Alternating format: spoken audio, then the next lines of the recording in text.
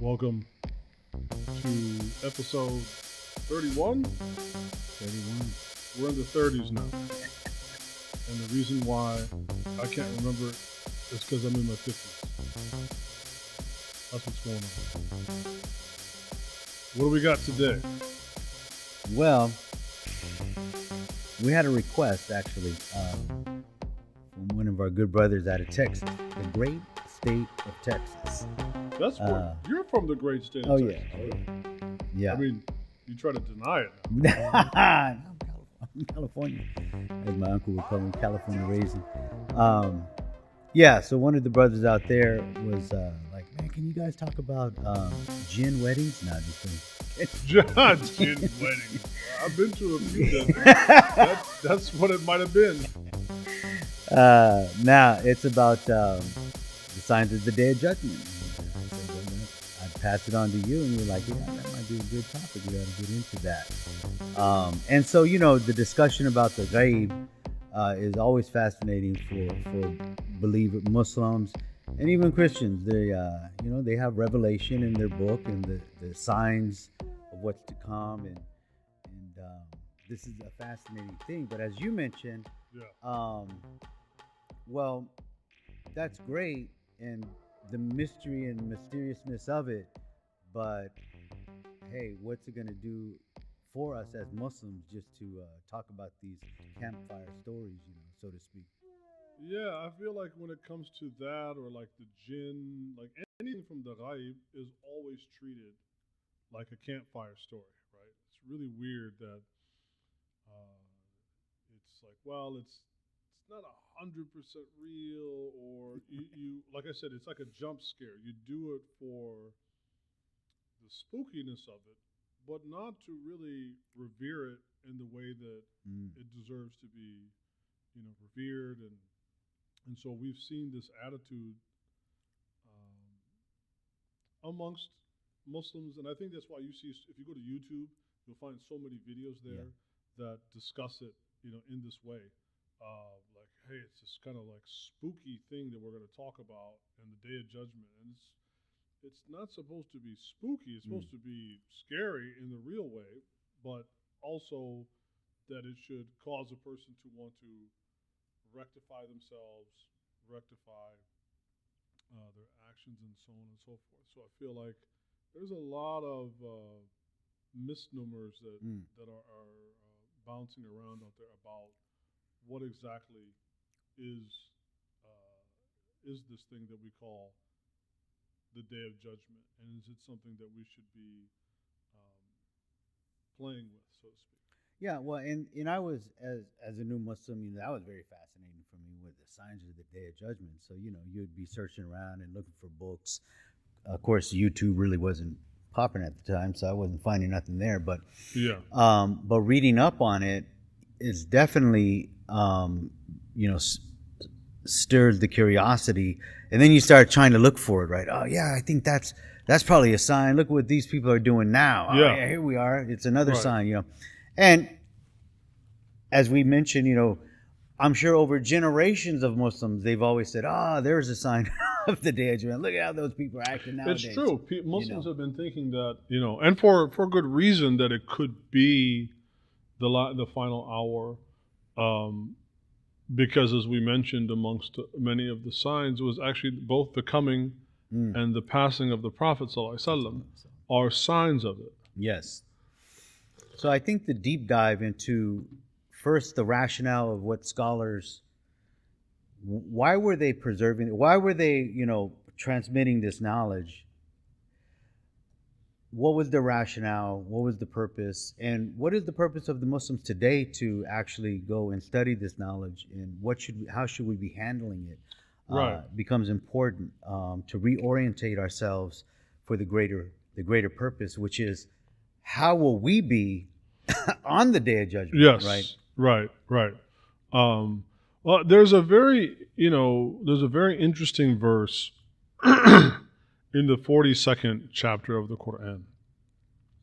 And this verse, before we get, there's a couple verses that proceeded, in which Allah Ta'ala says, وَالَّذِينَ يُحَاجُّونَ فِي اللَّهِ, those that they argue about Allah, they argue about God, they argue about religion.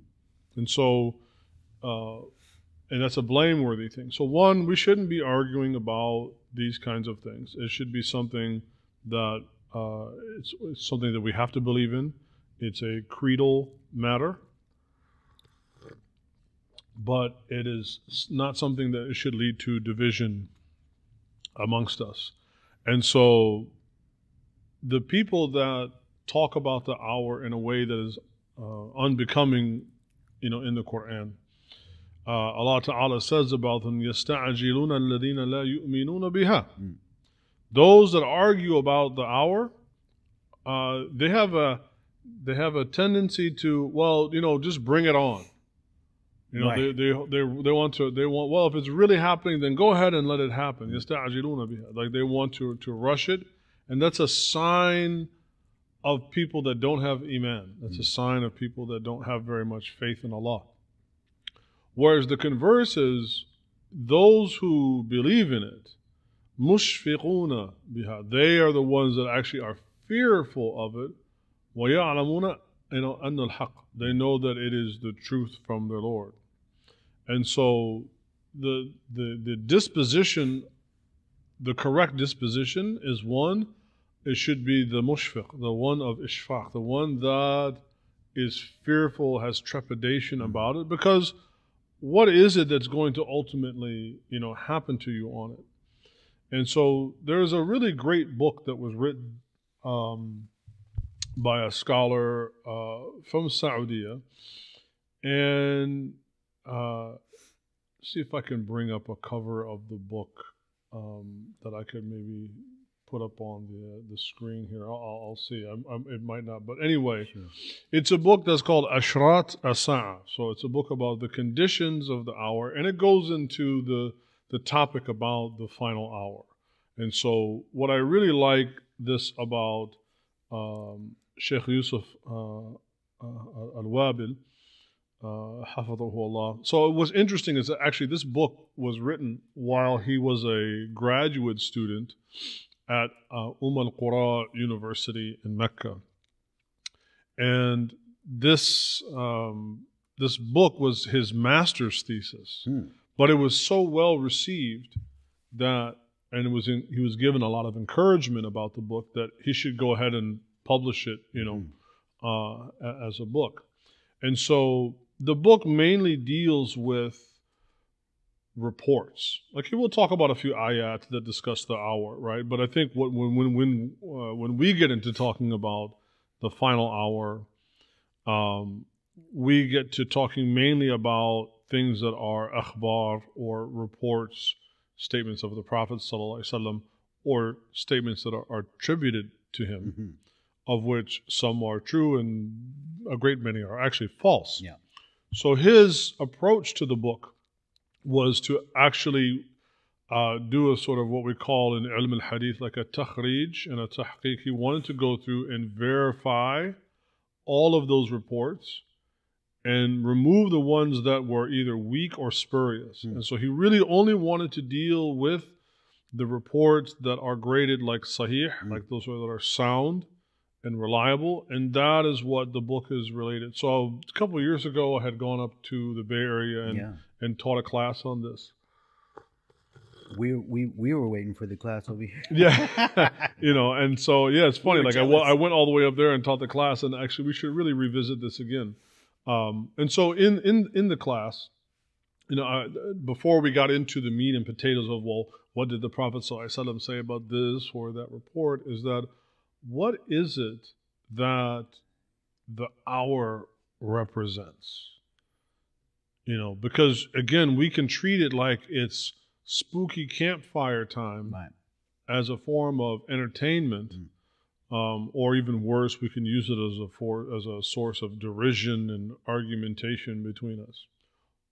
Or we can think about the hour as, what is it also that's going to come after it? So undoubtedly the hour is a terrible occurrence.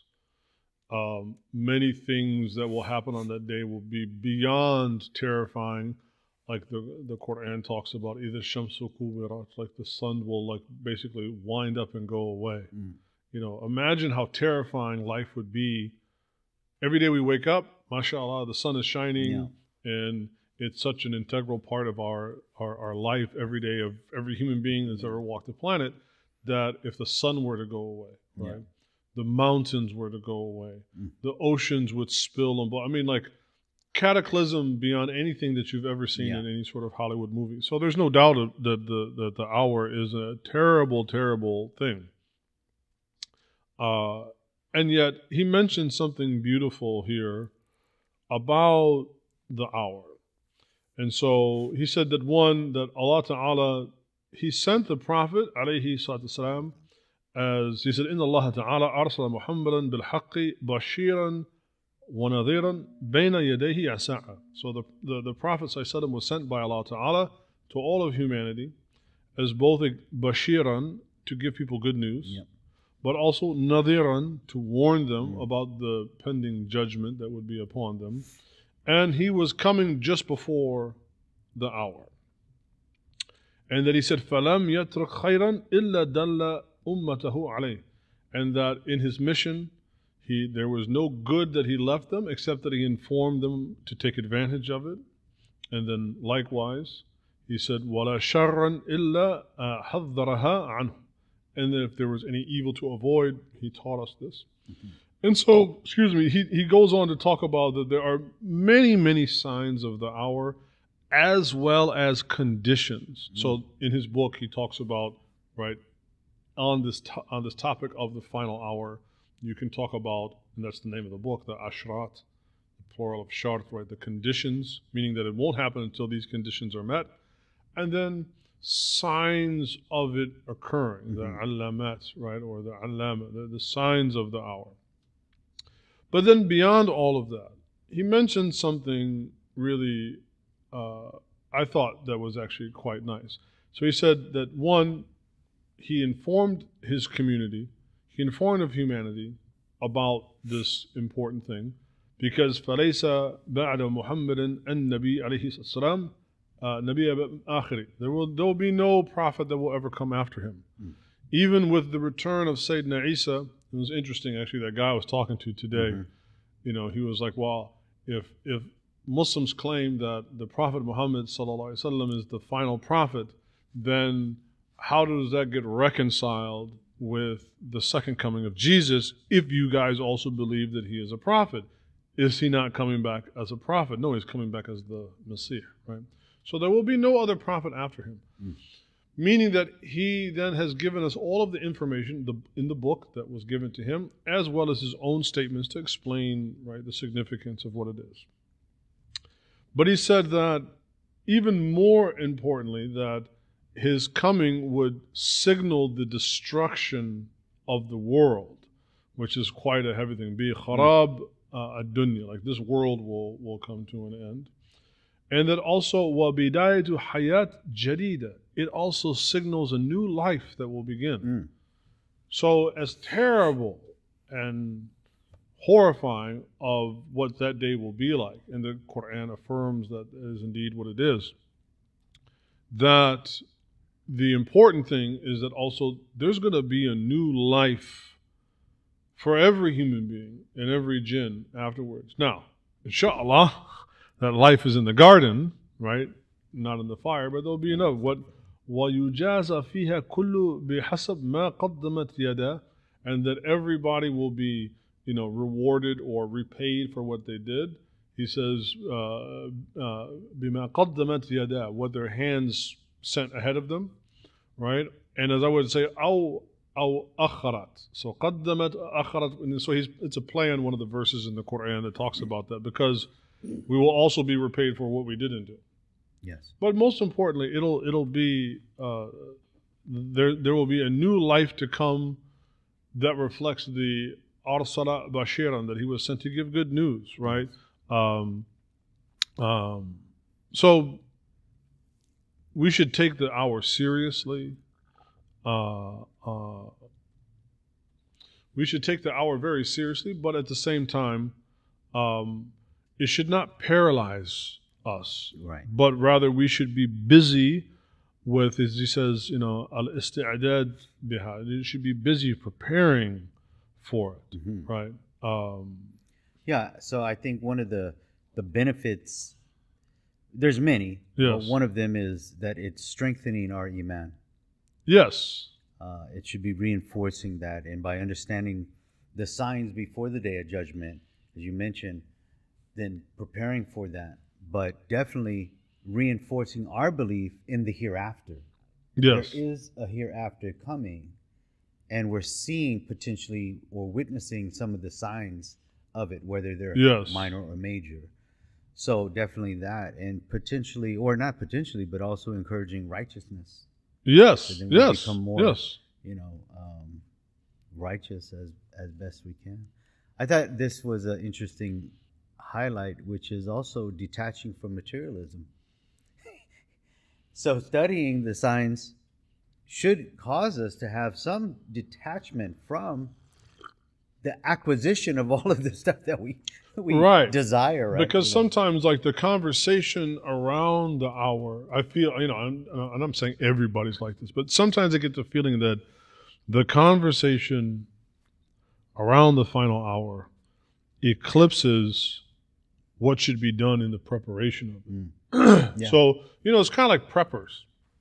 They got all these YouTube videos of how to build a bunker in your basement, and you got to have plant crops and have your seed bank, and you can spend all of this money and time invested listening to thousands of hours of videos, but that if it actually were to happen, you wouldn't even know what to do. You'd panic, and you'd probably wind up starving to death, right? So in the same way, like, we know that the reality of it, and I think this is something, and I was looking through some old notes that one of my teachers had said something, and I'm pretty close to quoting him when he said, متى وتحت أي ظروف ستقوم الساعة هما أمران. He said أمران ثانويان. He said that the means by what, like, when and under what conditions the hour will be established, right, and how it will take place. These are secondary matters to the primary one, which is its actual happening. So he says, مقارنة بضرورة الإيمان بها والاستعداد بواقعيتها. And so he said that the way that when the hour will happen, which Allah Ta'ala only knows when it will happen, and the conditions upon whether they've been met or not been met, this is up for debate. These are secondary matters in comparison to the most important primary matter, which is, one, we believe in it, And we know beliefs require action. Yeah. Right? So in the same way that if I say I believe in Allah, I have to pray. If I believe in Allah, I have to pay zakah. If I believe in Allah, I have to fast for Ramadan if I don't have a health issue. Yeah. And on and on and on. Right? So beliefs require demonstration, shara'i demonstration, according to the Sharia Muhammadiyah, to what the Prophet ﷺ taught. And so he said that all of this, speculation, because only Allah Ta'ala knows when it will happen. Allah has promised, and His Prophet has promised that it will happen. We know that it's out there, so to speak, somewhere. But the primary is what he said. Al-durura bil iman biha. Like we have there's the necessity to believe in it earnestly in one's heart, so that it changes you. It impacts you. It changes you. It makes you like the reality of the hour. It's like al-waqi'iyya or haqiqat al-sa'a. The reality of the hour. He said that hiya tughayyir a'malak. It will cause you to change your actions in consideration of the hour and what comes after it, the judgment. Meaning that I'll lower my gaze. I will protect my tongue from saying things. I will attenuate my actions. That is what is like the primary importance. Believing in it, one's actions, reflecting that belief, and then preparing for it. Because once it happens, that's it. That's it. There is no get right back. And even in that, like there's another interesting statement of the Prophet ﷺ, and you can find this. It's collected in Bukhari. Imam Ahmed radiallahu anhu also collects it, in which he stated, "In qamat as-sa'a, if the hour actually, like it arrives, and you happen to be alive, and that's it. Like this is the end of the world. The world is ending. All the things we already mentioned." The mountains flying away, the sun, the stars disappear. Like, that's it. وَفِي يَدِكَ وَفِي يَدِ أَحْدِكُمْ فَصِيلَةٌ. But you can take hold in your hand a young sapling, like a young tree, right? فَصِيلَة. And he said, فَإِنِ اسْتَطَاعَ أَن تَقُومَ حَتَّى يَغْرِسَهَا فَلْيَغْرِسْهَا. And you can plant that tree before the hour ends. Then do so. Yeah. And like we talked last week, like that's an astounding statement of irrational. And I know we've all been kind of socialized and taught to think that irrationality is bad or evil. But the Prophet ﷺ is saying that you should have irrational optimism, that you would plant a tree in a world that is about to be destroyed, and you along with it. A tree, what do trees do? They provide benefit of some kind, nourishment, shade, utility, even just aesthetic beauty. Well, it's not going to do any of that because the world is being destroyed. But if you can do that before the hour completes, then do it. Yeah. Why? Because you're not going to get you nor anybody else will get any benefit of that tree in this life, because it's going to all end. It's for what will come after. And doing things for the sake of Allah's pleasure, doing things for the sake of Allah's reward, doing things because they are the right thing to do, right? So that's what I mean about having a kind of irrational optimism, a reckless optimism, an untamable optimism. That should be some of what comes out of our study, contemplation, and consideration of the hour. Yeah, definitely. So so there's definitely these minor signs. Yeah. And then the major signs, and we've been kind of tapping into that, where there's this, destruction, and it's kind of like too late. When the major signs start coming, from my understanding, they're like one after the other. Right. And it's coming down on us. But a lot of the fascinating parts I think we get into as Muslims is the minor signs of the Day of Right. Judgment. But one last note I think is important, that studying the science here is to also develop the, as you mentioned, behavioral modification. Yes. We should be changing our whatever it might be Right. internally and in the heart and so on. Yeah. But part of that would then, engaging in tawbah, in repentance as well. So Yeah. this is part of that preparation Yeah. and staying in that state of, asking for forgiveness and Absolutely. not falling into rafa, or when we make a mistake, jump Being to it. heedless. Yeah. Right. Being heedless. So what fascinated me with the topic, and when you had mentioned you had delivered this class up north in San Jose area, I was like, the conditions. And back in the day, as a new Muslim, I never considered the condition. Well, this couldn't take place unless this happened, and the getting close to the end here really isn't that close yet unless this happens, right? And so on and so forth. And I remember there was a discussion about, and many people don't know this, the Kaaba was taken over at one point in time. It was like siege. And Yes. it was in relatively, I guess, in the 70s or maybe the 60s or something. Yeah. The Kaaba had been, taken over, and there was one who claimed to be Al-Mahdi. Yes. And that would have been a minor sign, or a major or a minor, That- if Mahdi comes. That would be like in the major The major. signs. Yeah. So everybody was kind of like taken by surprise. Yeah, they're apparently. like, yo, man, this Wait, is is about this to jump really off. on? Yeah, is this really him? But because of this preservation of knowledge and understanding the Yes. conditions, the ulama was able to Yes. say, No, he's he didn't not the fulfill. one. Right.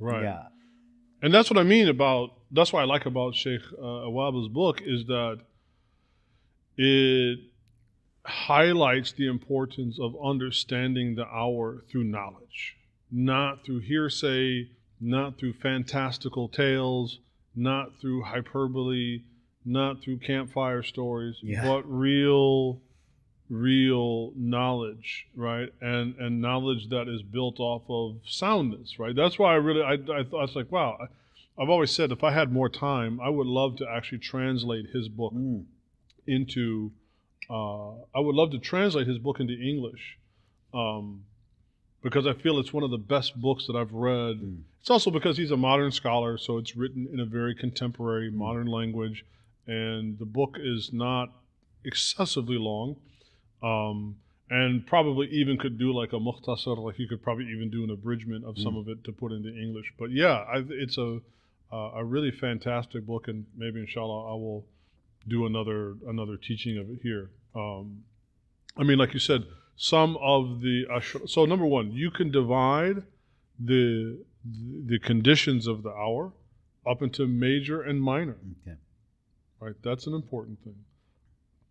And then in terms of, he goes on to list like what are some of them.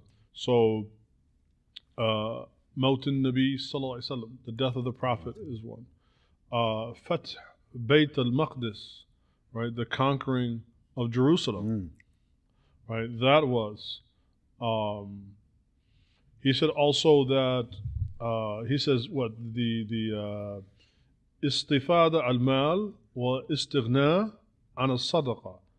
And this, so the other part I'll say in a minute, but I'll just translate. So what another is that there will be an abundance of wealth, a massive accumulation of wealth, but there will also be prolific, ubiquitous stinginess with it. And so, that, and then also you could say there will also at some point, then there'll be so much wealth built up that there'll be a lack of need for charity. I mean, so many of them. And so my point before I lose my thought, I said, one thing he points out in the book is that not every single sign of the hour or condition of the hour is in and of itself evil. Now, as we said, the hour itself is a terrible occurrence. But one that many of us will probably know is the hour will not come until the Bedouins of the desert compete in the building of lofty, tall buildings. Famous. And Most so people hear that's a this, very yeah. famous one. People will know, right? Because we like to call it out nowadays. Oh, look at this. And so we masjid. see Look at over these- in the Gulf, look at these man, guys. you know, these guys 100 years ago were indeed a bunch of barefoot, destitute Bedouins. And in 100 years' time, they've had this incredible turnaround, some of the most wealthy people on the planet. And indeed, they're like trying to outdo each other in the building of tall buildings. But as he points out, is building a tall building in and of itself prohibited, disliked? Is there anything that the Sharia would prohibit? Did the Prophet ﷺ, meaning, is there a verse in the Quran, you shouldn't build a tall building, or a statement from the Prophet ﷺ, you shouldn't build a tall building, or even you shouldn't do things that might resemble things that are related to the hour? Did the Prophet ﷺ prohibit doing things that might resemble or echo or reflect things that will happen in those times? Of course, the answer is no. Yeah. So, and I know that might disappoint some people, but which again doesn't mean that if you see it, you shouldn't have the trepidation in your heart that it could come. But that means I shouldn't have rancor in my heart for somebody that decides to build a very tall building, because in and of itself, it's not an evil thing. Well, and it's interesting you say that, because it's so weird that the mind, the psychology, even in my mind, when I first heard that, see, Yes. it's like as though they're bringing on the Day of Judgment. Yes. And no, it is what it is. So it's a good point that the Sheikh brings out, and you're extrapolating on, yeah, because we have a tendency, see those guys, they're doing it to I us. mean, another one, and it's interesting, like it might seem like a small thing, but it's huge. And it is definitely ubiquitous amongst us. Diya'ul amana. You will see the loss or the disappearance of trustworthiness. People will no longer be trustworthy. Yeah. Lying will become prevalent. And people who are liars will be entrusted with leadership. And people of knowledge and piety, leadership will be taken from them. Yeah. And we definitely see that today. I mean, when you start hearing the emergence of things like fake news and people who have, careers built upon untrustworthiness, or even amongst us as Muslims, many of us have gripes because we feel like we've been treated poorly by other Muslims, by other fellow Muslims, specifically related to them not being trustworthy, loaning them money or property, or trusting them with some private information, and then it's disclosed, right? So you see that. So he said, قبض العلم وظهور الجهل, that knowledge will be taken away, and ignorance will become prevalent, right? That's another major one. Well, let me chime in on that last point, or the previous one, where we will trust the liar as opposed to the truthful one, right? Or and that's weird. Another weird psychology, because that will overlook. Well, I mean, yeah, they're like that, but what else can we do? So we gravitate to we're bipolar in our minds here, right? When it comes to certain things. It's just that's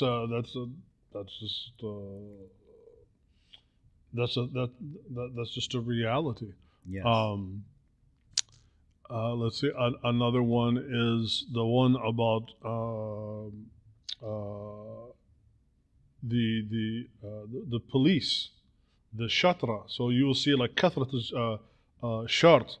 You will see the policification of society, right?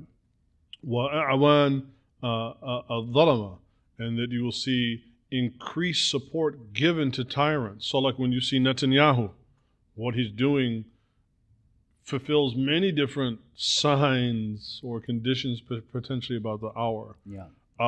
Because not only is what he's doing is mass killing, which we know is another sign, right? But the fact that he's getting massive support. A great many people, I mean, there's also a great many people that don't, but they're getting support. Yeah. You'll see people that are dhalim getting support. Well, does he mention anything about where a minor sign might be perceived, yet it might not necessarily be actual? And what we mean by that, one of the classes I was in, the sheikh was talking about it. He goes, so for example, there might be a lot of volcanoes going off. Right. Now, that might have been occurring all the time, but because nowadays we have a lot of, we have the information age where news could get spread pretty quickly, so it's perceived as though, which in and of itself is another one. Mm. How information will travel. Yeah, that was it. Like, Exactly. Right. So I mean, it's right. Or a lie could travel around the world. Right. Yeah. So perception could be augmented just because of our technology and seen as though, oh man, that's a sign. Right. Where, well, no, actually that's been occurring for a while, and it is a natural phenomena or whatever. I mean, intishar al-zina, intishar al-riba, right? That you'll see the spread of fornication, right? People have fornicated from the beginning of time. But it's another thing for it to spread, and you could say part of the sort of istinbat, or like the extrapolating what is really getting at here in this is that it will be celebrated, because part of the reason why it will spread is that it will become to be seen as a good thing. So when you take people like Megan Thee Stallion, you take people like Cardi B, when you take people like Nicki Minaj, right? When you take people like this, that they are celebrating fornication, and then it is celebrated and clapped at and esteemed by the powers that be, that then encourage the masses to then also want to do these acts, such that what's included in this intishar zina is that you will see fornication spread amongst the Muslims. It will become, and not about people committing sins in secret. We're not talking about people that, okay, committing zina is of course a horrible thing, but I personally have dealt with people that come to me unrepentant. I recently was approached by somebody if I would do a nikah for this person, right? Do a wedding, because this kid went and knocked up some non-Muslim chick, right? And so they approached me, hey, would you be willing to do a nikah? So I could sort of, reverse engineer and make it halal in some kind of way, right? And, sometimes we have to deal with those situations. Yeah. But what really struck me more than anything was how nonchalant the kid, and by kid, I mean somebody that's probably like 30 years old, and the parents, all of the Muslims involved were just so nonchalant about, she's pregnant. Yeah, he knocked her up. I was like at the house. I thought I was going to be doing some kind of like real heart-to-heart thing. And they're just like, Assalamu alaikum, Sheikh. What's going on, man? We haven't seen you. Like just having a chop it up session. I'm like, this is crazy, right? So there's that. Then the intishar al-riba. You will see that the massive spread of usury, such that it will be unavoidable. It will be unavoidable. It will be almost impossible to avoid usury. Yeah. Right. And this is the part. He said, "What? Dhuhur al-ma'azif." You will see the prevalence of music, and by this we do mean the type of ma'azifat that are madhmuma, not the ones that the Prophet ﷺ allowed, right? And so you will see the prevalence of it. Also, you will see he says, كثرة الشرب الخمر. You will see a massive increase amongst drinking alcoholic and intoxicants. وَإِسْتِحْلَالُهَا. And it will be made to be halal. So the implication is this will occur amongst the Muslims. Because obviously the concept of halal doesn't apply to a non-Muslim. Right. So some of them are evil and some of them are not necessarily in themselves evil. But again, the main thing is, well, what are we going to do to prepare for it? In fact, to live in these times, which undoubtedly the Prophet ﷺ already said, I came just before the hour. So it's looming. It's out there. Yes. What am I doing for the life to come after it? And how am I going to fortify myself to live in this moment and in this time where undoubtedly as more and more and more of these things emerge, they're going to challenge they're going to challenge my sensibilities as a Muslim. And again, a great deal of these will be intra-Muslim things, right? So he talks about زخرة المساجد وتباهي biha. You will see that the masajid will become adorned with great adornment, but they will also be abandoned and empty. So we love to build masajid, that big and the carpets and all of these really impressive things. But then you go in them, nobody's in them. Well, and when I heard that a while ago, and it just reminded me again, in my head I said, I don't know where that's at. I'm sure somewhere maybe that's happening even now. But when we had one of the brothers, he had went to Dubai, I believe it was in Dubai, and they were kind of, oh, he's an American guy, yeah. So they're with him. But then when they found out he's Muslim, they said, oh, well, okay, he's just a regular guy then. Not really one of those American guys. Right. So anyways, he said they showed him around one of the masjids, and it's one of their grand masjids where there's this beautiful La ilaha illallah, a globe around it and just laser cut somehow all in gold. And he's all, oh, mashallah, this is so nice. So I'm going to go in and pray. It's prayer time. Oh, no, you can't go in there and pray. Yeah. Here, you have to go down. He said, man, they took me down in like some basement where my wife experienced this when she went to Dubai, where it was like some museum. Yeah, it's this gigantic, but no, you can't go in there and pray. Yeah. He's like, what? So yeah. It's like, yeah, here it is. It's like happening, right? Yeah. No, it's really, really wild. And so, again, we can go and make a laundry list of all of those things. But what are we really going to do to prepare for this, right? I think that is the more, and how do you live during the emergence of it? I think those are the questions that are more I think urgent and pressing to answer, and will only be done, and I think they can only be answered in the right and appropriate way if one doesn't look upon the hour as something fantastical. Like, well, it's not really going to happen. Oh, it's so far away. I mean, I was listening to, there's this, I think he's Lebanese. I believe he's Lebanese. His name is Wa'il Halaq.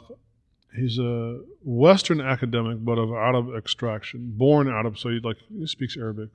But he's not Muslim. I think he comes from a Christian background, but he apparently doesn't seem to be a practicing Christian either. And so he was talking about, he was talking about religion as a whole and how he has problems with all of the religions. But what we really need, though, we even though religion is problematic, We need, though, to still kind of extract some of the essence of it so we can make our lives better in the modern times. All that stuff about hell, nah, come on, there's no hellfire. But we do need to encourage accountability in people, right? So it's just interesting, hearing him say this. Yeah, really, really wild, man. Yeah, I find a lot of that. So I think the idea of preparing is also bringing about that awareness and being vigilant, and making that change in the heart to dedicate yourself, because we are seeing certain realities of minor science potentially, but what's greater is that, okay, what does all these signs lead to? The Day of Judgment. Right. What's going to happen on that day? Well, I need to be Qalb Salim. I need to have that heart straight, upright. And so, all of these signs that we see, instead of being bewildered and, there's another one, rather, what am I doing? As you mentioned, the hadith, the very famous hadith where the man came, when is the hour? Yeah. You're asking the Prophet ﷺ, what have you done to prepare for it? Exactly. What have you done to prepare for it? The other thing I wanted to touch about having positivity. There's two things yesterday, and I had made a little video briefly. I think I just streamed it. I didn't save it, record it. Maybe I'll redo it again. But that idea of, like, if the hour comes upon you and you can plant a tree, right? Having that level of optimism, preparing for it, not letting the reality of it distract you from not preparing for it and for what comes after. And so there's two things I want to relate. So there was a really amazing account of this Saudi academic. Actually, no, he's either Saudi or Kuwaiti, but from the Gulf. And he's part of a special, envoy, cultural envoy that works with the Japanese. And so he's an academic, and he was having some correspondence with some Japanese, professors and academics. And so he said, one day I was talking with this Japanese professor, and I noted, the Japanese, they're a very special group of people. And even though he was, obviously as a foreigner, he was attending their university, which, had many foreign students, but the language of instruction was in Japanese. Mm-hmm. So he said something astounding. He said, "Sa'altu ustadhan bi Jami'ati Tokyo." I asked this professor from University of Tokyo, "Limad tadrusuna bil Injiliziyya badla al Yabaniyya?" Why is your language of instruction in Japanese and not in English? He said, "Mimma yarfa'u tarkibakum ala tasnifat ad-dawliya." Because if you were to do the latter, if your language of instruction was in English, like your academic standing, your accreditation, like they would undoubtedly go up, like you'd be better. And he said, this Japanese professor gave me an astounding answer and taught me a really important lesson. He said, فَأَجَابَ مَا يُهُمُّ لَيْسَ التَّصْنِيفِ. He said, the important thing is not academic standing in terms of in the international, in the eyes of others. In terms of the most, it's not that it's not important, but it's not the most important thing. He said, بَلْ تَعْلِيمَ التَّقْنِيَّةِ لِلْيَابَنِيِّينَ. The real important thing that we're trying to do here is educate Japanese people, because we're a university in Japan. Sure, we have foreign students, but ultimately we're trying to serve the needs of Japanese people and Japanese society. So he said, وَتَقْنِيَةً لِلْيَابَنِيِّينَ لِيَفْهَمُوا وَطَبَّقُوا, so that they truthfully understand what they're learning and then they apply it. And that can't be done if they're learning in a language that's foreign to their own. And so the real punch was that he said, فَلَا تَنْخَدِعْ بِمَعَايِرْ الْآخِرِينَ. Therefore, don't let yourself be deceived by the application of somebody else's yardstick to yourself.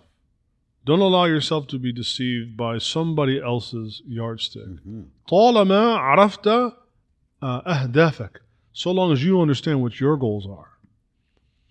And this was like, I was like, wow, man, like I was preparing for our podcast today, and I'm like, man, this is really profound. Yeah. Right? And so part of the lesson is, you know, other people might laugh and scoff at the day of judgment or the hour or the hereafter. You know what? Don't allow their yardstick to be the yardstick that you measure yourself by. As long as you know what you're supposed to be about, then you get about that business. Yeah. The second thing was, I was reading this book on the Maliki madhab, particularly the history of the development of the Maliki madhab. And so this shows, wa alaikum salam, this shows the importance of studying our history as Muslims, our intellectual history, along with the actual content, right? So studying fiqh obviously is very important so you know how to worship Allah correctly. But I also feel it's important to study the history of scholarship in and of itself, because there's a great many lessons. So there's an academic who was writing about the development of the Maliki madhab, and I'll try to be concise, but I think it's an important thing. So he's talking about, obviously, the madhab is named after Imam Malik, but it's not all about Imam Malik. This is where I think people go astray. Obviously, it's named after him. He's a central important figure to it. He was the major scholar in Medina of his time. But it grew into being something that is actually greater than just Imam Malik. And so he talks about how Imam Malik had a number of students and contemporaries like Ibn al-Qasim and Sahnun in particular. So Sahnun, if you can remember that name, Sahnun is the one that actually initiates and you could say writes the foundational text for the madhab, which is called the Mudawwana. Some of you may have heard of this text called Al-Mudawwana. So Tadween is like the log.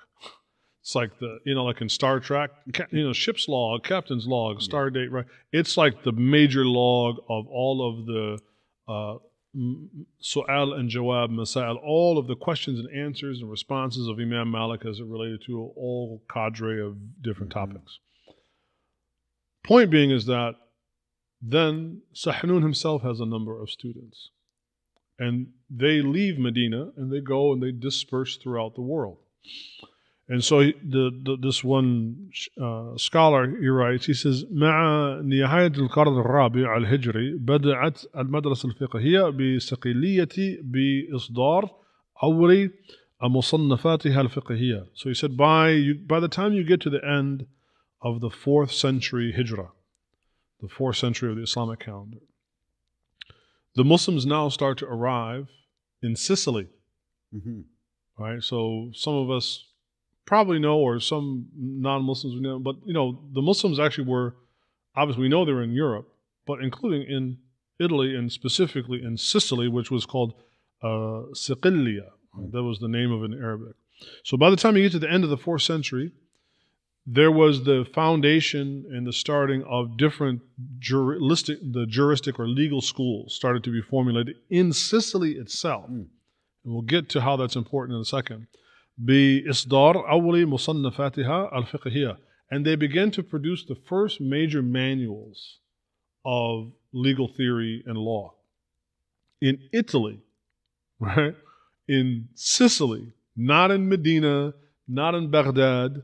I mean, they did in those places, but I'm saying, no, in Sicily, right? Yeah. فقد ألف أبو سعيد البرادعي, also known as Baradi'i. There's a difference of opinion about how his name was spelled. So there was a great scholar whose name was Abu Sa'id al-Baradi'i, if you can remember that name. And he wrote, he said, كاتب التهذيب في اختصار المدونة بالصقلية. So Abu Sa'id al-Baradi'i then took Sahnun's work, which is the foundational work of the madhab. Another way to say it, the foundational work that was produced by Imam Malik, his contemporaries, and the Tabi'een, the descendants of the Sahaba from Medina. So it's an amazing source of knowledge. Right. So Sahnun takes that, makes the Mudawwana. His student then, Al-Baradi'i, winds up going to Sicily. And he winds up making a commentary and an abridgment of that work, of which it becomes so integral to the study of the madhab that a few generations later, like Khalil Ishaq, whose Mukhtasar Khalil is like probably the most famous work in the madhab, is somewhat based off of Abu Sa'id's book, right? The point is, why did the Malikis and how did they wind up in Sicily? And this is about having optimism and about making the best of your circumstances. This is why I'm telling this long-winded right thing. We love it.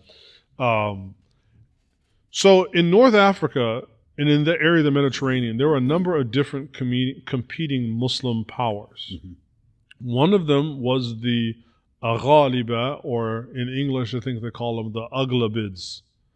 And they were named after this one ruler whose name was Aghlab, which means Ghalaba, which means to conquer, right?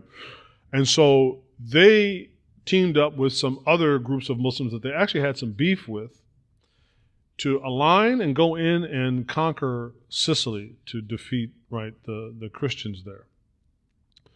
Now, one issue that the Ghaliba or the Aghlabids had was that in their area in North Africa in the Mediterranean, the most esteemed scholars were from the Maliki madhab. Their problem is that the Ghaliba were one, Mu'taziliya in their aqidah. So they were hyper-rationalist heretics in their creed, and they were also Hanafi in their fiqh. So they were not aligned. So the Maliki scholars were always criticizing them. Man, you guys are a bunch of mubtadi'een. You guys are a bunch of, innovators. And and they were also critical because, look, man, you guys are collecting zakah. You're getting all this money. And you're just building bigger, fancier castles, And so the Malikiya were very critical of them. Yeah. And they didn't fear that reproach because they were also well liked by the Umayyad, who are in Cordoba and in Andalus. Yeah. So the Ghaliba, because they were astute students of politics, they said, now we can either try to censure these guys, punish them, jail them, but we might not really have the juice to do that. But I tell you what, why don't we just appoint them and do some of what they ask to gain their favor? So they say, okay, tell you what, we'll appoint you, Sheikh Fulan al-Maliki, we'll appoint you to this position or that official position in the court. And we'll start building masajid and making awqaf and endowments, and so we'll give money to the poor, right? All right, are you guys happy now? Oh, by the way, we're going to go to Sicily over here, and we want you guys, even though we're Hanafi Mu'tazili, we want you guys to go there and be the foundation of our legal system in Sicily. So the Malikis are like, all right, so they go. And of course, I'm grandly paraphrasing all of this. Sure. My point is that their little rule, the Ghaliba rule in Sicily for maybe 100 years. And then they're defeated, and then they sort of disappear into the dustbin of history. Matter of fact, most Muslims probably never even heard of them. But one of the most important works in the Maliki madhab was written while they were in that short period of time in Sicily. Yeah. So Abu Sa'id, the student of Sahnun was the student of Imam Malik. They're like, hey, you know what? We're not in control of the world. We're not in control of the rulers. We spoke our mind.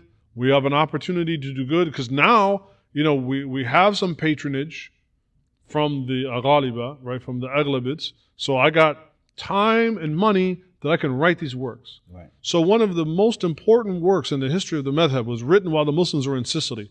Are there any Muslims in Sicily now? They only have green cards, right? There's no more. There's actually a really fascinating. There's a sister. I have to put the link in the show links in the notes.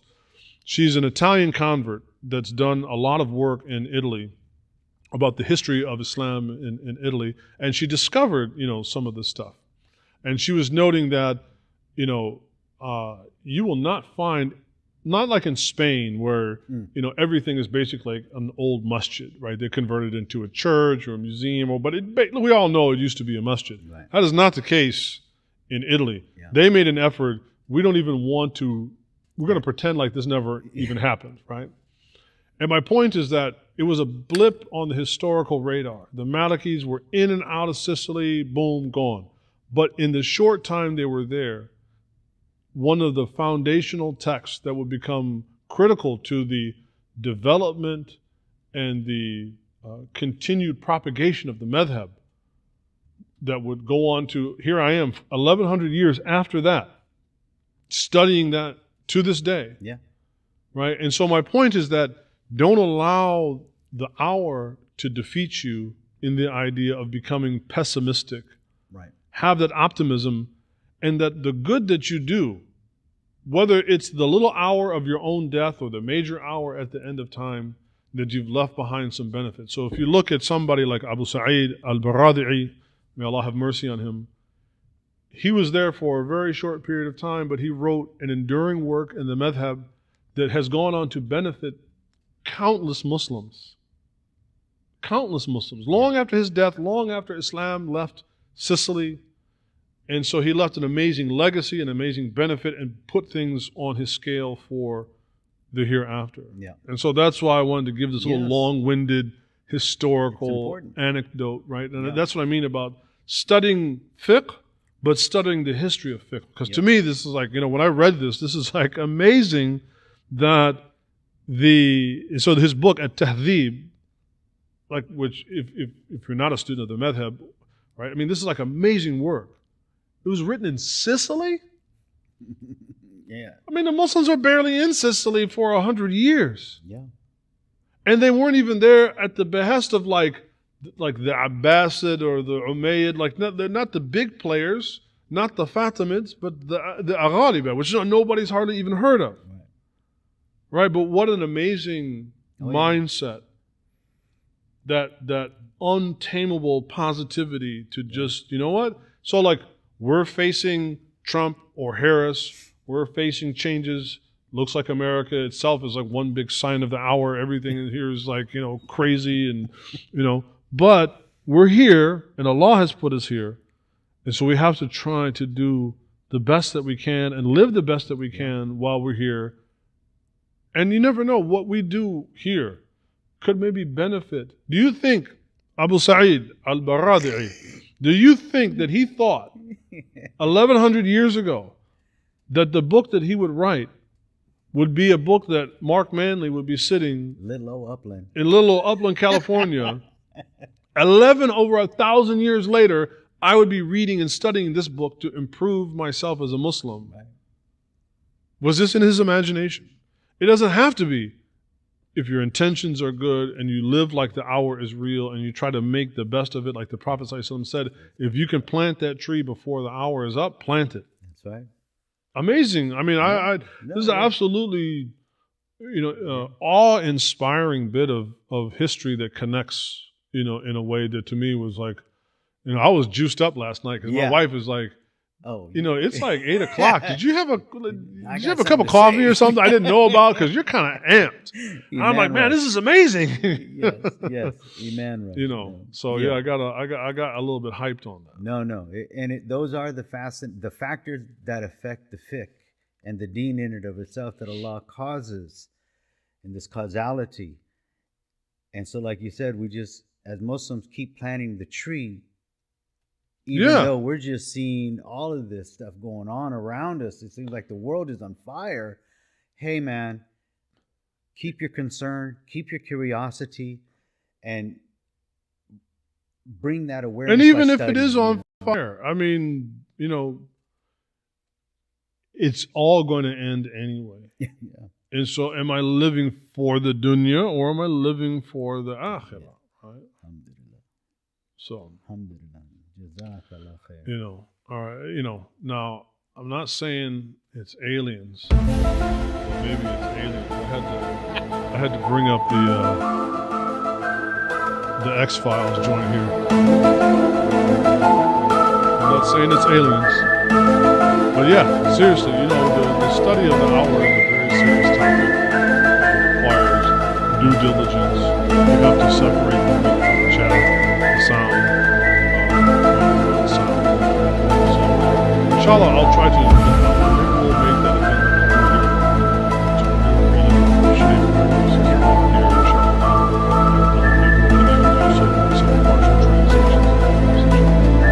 to bring us some benefit and reference for our hour, inshallah. That'd be good. Inshallah. Alhamdulillah. All right, man. So what we had said, maybe next week we can give you like a little teaser, a little trailer. You know what I mean? We got to hit them with that trailer. Yeah. So acquiring a second language is a mighty feat for many people, but it doesn't have to be with the right mindset and motivation. Right. And so potentially, not potentially, we have some tips, me being an English teacher, for international students in a second language. We had to go through a whole battery of different strategies and techniques, and you learning many languages, which is a testimony in itself that somebody, you could theoretically do this without somebody necessarily. If I can do foundation, So I think next week, if you know, by the way, though, ladies and gentlemen, if there are topics that you would like to you know, bring to light or you want to discuss on, put them in the show notes. Hit us up somehow. Leave a comment, whatever. Not in the show notes, so leave a comment, and but that's potentially next week's topic. Some tips and strategies on how to acquire the Arabic language. How to acquire the Arabic language and just how to be a better overall lifelong learner and student. I think we all have the potential to be a good student and to study our deen. And so maybe we'll give some insights. But that's it, man. We're just 60-second trailer. There you go. I'll let the theme music take us out. Inshallah, we'll see you in the next one. I'll put all the things up in the show notes, inshallah. Assalamu alaikum.